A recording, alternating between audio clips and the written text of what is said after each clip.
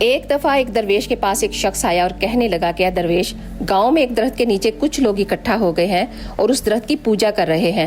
تو درویش غصے میں بولا، یہ درخت لوگوں کو اللہ سے دور کرتا جا رہا ہے، میں ابھی سے کاٹ کر ختم کر دوں گا، اور وہ کلہاڑی لے کر نکل پڑا۔ راستے میں اچانک شیطان اس کے سامنے آ گیا، بولا، اے درویش، کہاں جا رہے ہو؟ درویش نے جواب دیا، میں اس درخت کو کاٹنے جا رہا ہوں جسے لوگ پوجتے ہیں اور اللہ سے دور ہوتے جا رہے ہیں۔